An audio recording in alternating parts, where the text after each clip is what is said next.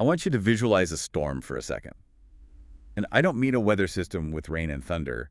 I mean a human one. Oh, those are the worst kind. Right. Picture a boardroom where a merger is just completely falling apart and the shouting is bouncing off the glass walls. Or maybe a family holiday dinner where a 20-year-old secret just landed right on the table. Just absolute emotional chaos. Exactly. It's visceral.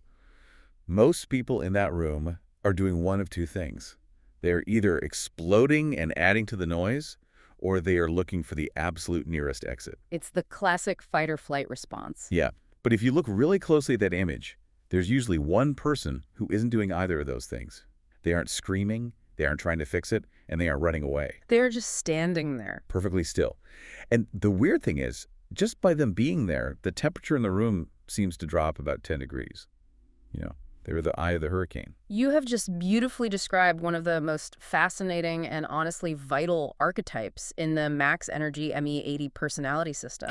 Which is exactly what we are unpacking today. We're doing a deep dive into the personality archetype known as the WAWU. Also known as the emotional guardian. The emotional guardian. And looking at the data we have for this deep dive, this might actually be the most misunderstood personality type we've ever covered. We usually think of power as loud, but it's something else entirely. It really is. And before we get into the specific mechanics of the WAWU, we should probably touch on what the max energy ME80 system actually is, just so everyone is on the same page. Good idea.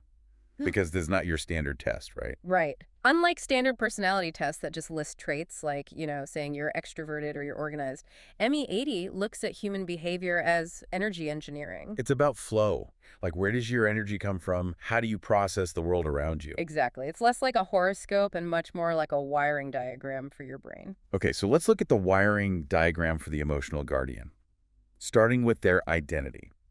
The report has this core declaration that honestly reads more like poetry than psychology. The one about the darkness. Yeah.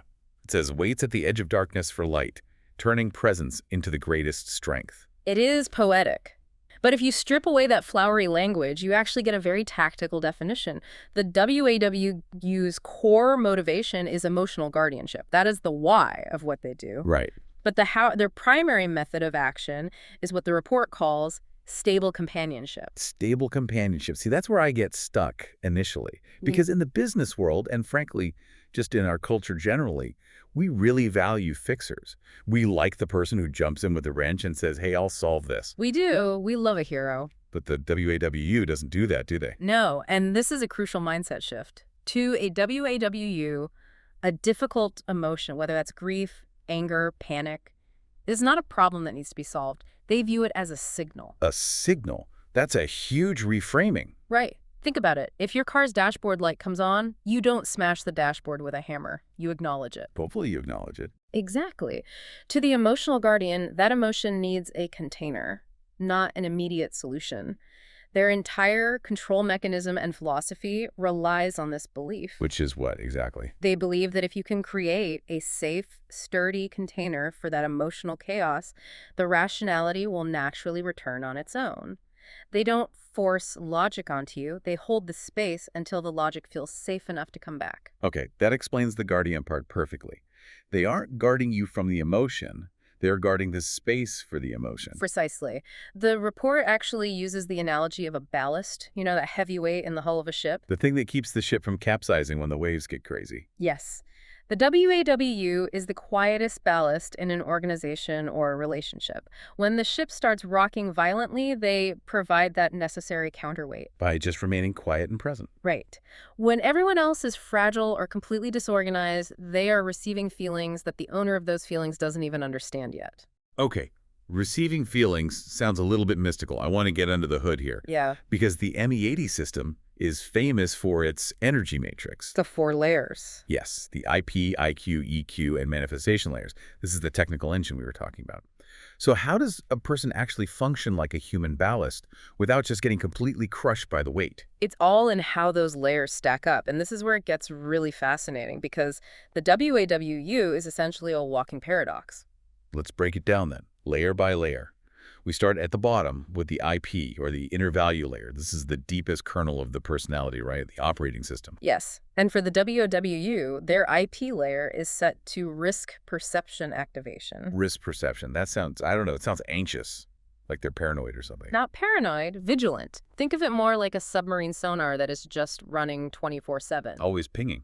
Always. At their deepest core, they are constantly scanning the environment for emotional threats or disconnection or instability. They value safety above everything else. Because their radar is always on. They know when the vibe is off way before anyone else in the room does. Exactly. So that foundation is a high sensitivity radar, Yeah, which makes perfect sense for a guardian. it does. Now let's move up to the second layer, the IQ, or emotional activation layer. And this is the part of the source material where I was genuinely surprised. Because you expected the emotional guardian to be soft and mushy all the way through. Yeah, I figured their internal activation would be all about empathy and feelings, but the report lists their IQ layer as structure and principle judgment. And that is probably the biggest misconception people have about this type. Their emotional brain is actually incredibly structural. It's the skeleton. Yes, it's a rigid skeleton. Think about it. You cannot be a secure container for other people's messy, chaotic emotions if you are messy yourself. You just collapse. You'd cave in under the pressure. Right. So the WAWU has this internal operating system built on rigid structure, really clear rules, and strong principles. So inside that soft velvet glove is an iron hand. Precisely. They absolutely need that internal order to sustain all the heavy lifting they do for everybody else. If a WAWU seems super flexible and accommodating on the outside, it's only because their internal steel cables are holding incredibly tight. That completely changes how I view them. They aren't just going with the flow, they are actively building the banks of the river, Yeah. so the flow has somewhere to go. That is a perfect way to visualize it. Okay, so that's the IQ layer. Mhm. What about the third layer, the EQ, or decision calculation layer? How do they actually make their choices? Well, this is where the softness comes back into the picture. Their EQ is defined as emotional perception and resonance. So the brain is structural, but the trigger finger is emotional. That's exactly it. They might have a completely logical plan. That's the IQ structure at work. But they will not make a move unless the resonance is right. Meaning what, practically? They navigate the world by feeling the frequency of the people around them. If the logic of a decision is totally sound, but the vibe in the room is off or the people involved aren't aligned, the WAW just stops. They won't pull the trigger. They won't execute. It's a brilliant checks and balances system. The logic proposes the action, but the feeling disposes it. Wow. Okay, and finally, the fourth layer, the manifestation layer. This is what we actually see from the outside, right? All right. How their energy moves in the real world. Yes. And for the WAWU, their energy vector is strictly inward. Inward, not outward. Right. Most of the leaders or powerful people we think of project their energy outward. They are shouting, directing, expanding their presence. The WAWU is more like a black hole, but in a good way. A benevolent black hole. Exactly. The key words the report uses here are carrying, absorbing, integrating. They draw energy in, they act like a sponge, they take whatever's happening in the room, the anger, the fear, the confusion, and they physically and emotionally pull it into themselves to neutralize it. So they don't explode, they implode. It's a controlled implosion. They integrate the chaos internally so that the rest of the team doesn't have to deal with it. That energy profile being absorbing, structural, vigilant, it clearly leads to some very specific superpowers. Yeah. And the deep dive report calls their main superpower attunement. It says they have this natural ability to sense true states behind silence. Because they hear what you aren't saying. Remember, they're constantly scanning for risk with their IP layer and absorbing energy with their manifestation layer. So they pick up on every little micro-expression. So if I say, oh, I'm fine, but my voice tightens just a fraction of a second. The WAWU registers the fear or the stress. They don't even hear the word fine. They are reading the metadata of your conversation, not the text itself. That is incredible. And this leads into a very specific sequence of interaction that I really want to highlight for you listening. Because if you are dealing with a WAW, or maybe you realize you are one, this is basically the playbook. It's not just them passively listening. It's a strict protocol. It is. And step one of that sequence is their refusal to judge. When you bring them a huge mess, say you made a massive catastrophic mistake at work, they don't immediately say, well, you shouldn't have done that. which is so rare. Most people's absolute first instinct is to critique it or try to fix it. But the WAW just accepts that the mess exists. They don't judge the mess. Then they move to step 2, which is continuous companionship. Staying in the mud with you. Exactly. They stay in the hole with you. They don't stand at the top and throw down a rope and yell instructions. They sit in the mud so you aren't alone. And neurologically speaking, this lowers your cortisol levels faster than any practical solution ever could. Because you feel safe. But then what? Because eventually, we do actually need to get out of the mud. And that's step 3, the introduction of rationality. But, and this is the vital part, they only do this after the other person has completely settled. The timing is everything. It's the whole ball game.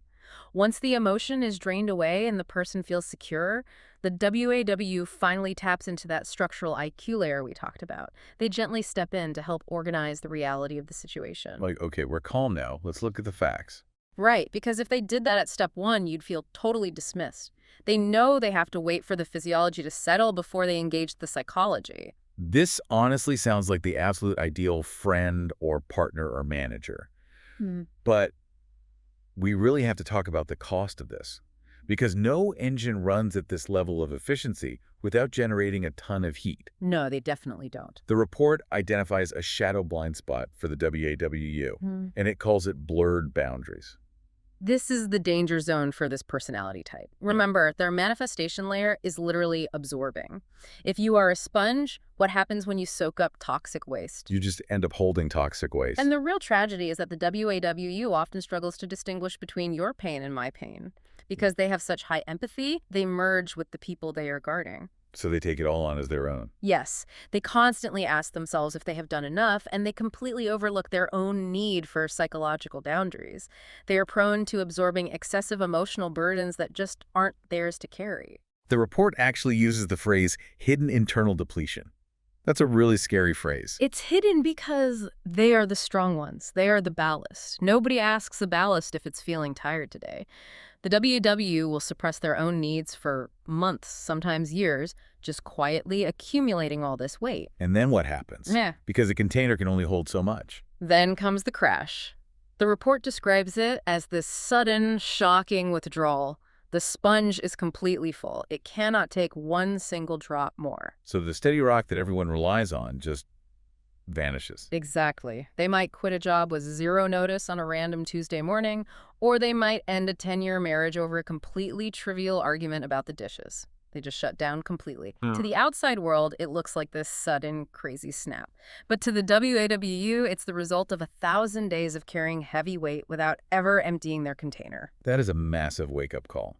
If you have a WAWU in your life, you probably assume they're totally fine, because they always seem fine. Right, until they aren't. They are just so good at holding space for others that no one ever thinks to hold space for them. Let's pivot a bit to where this specific energy is actually utilized in the real world. Starting with social relationships, the report talks about them creating a settling sense. It's a very low-pressure vibe. You know that one friend you can just sit with in total silence? You don't have to perform for them. You don't have to be funny or smart or engaging. You can just simply be. I love those people. It's so refreshing. That is the WWU's ultimate gift. Their genuine sense of connection allows everyone around them to just lower their defenses. They repair relationships through this deep, unspoken interaction because they are willing to carry that unspoken weight for the other person. Okay, socially that makes total sense. But what is the business value of that? Because I can definitely hear some of our corporate listeners thinking, well, this sounds really nice, but warm feelings don't drive revenue. I would actually argue that feelings are the only thing that drives performance. If your entire team is terrified or furious at each other, your revenue stops dead. The report specifically positions the WAWU as the ultimate conflict buffer and the stabilizer of hearts. Stabilizer of hearts. It's an amazing title, but how does that actually play out in a high-stress P&L meeting? Think of them as an emotional translator. In high-pressure business environments, you always have this raw, unfiltered emotion flying around. Say the CEO is screaming about a missed deadline. The WWU takes that chaotic outburst, strips away the fear and the anger, and translates it into a solvable business issue. So they turn screaming into usable data. Exactly. They are basically noise-canceling headphones for the entire team. They mend relationship cracks so the group can return to a state where actual dialogue is possible. But they do it invisibly, right? Yes, their support is highly systematic and totally reliable, but it always comes from an inconspicuous position. They lead from behind or they lead from beside you. They are never the ones standing on the podium. They're the ones making sure the guy on the podium doesn't fall off. Exactly. So, practically speaking, if someone is hiring right now, or if a listener is listening to this and heavily identifies with this profile, where do they actually belong? What are the recommended professional fields? The report clusters these into a few really interesting areas. First, obviously, is care and repair. This is psychological counseling, mentoring, relationship mediation, basically any place where holding space is the actual job description. Right, that's their natural habitat. But the second area is deep service. Think high-end client maintenance or VIP client care systems. Oh, that makes a lot of sense.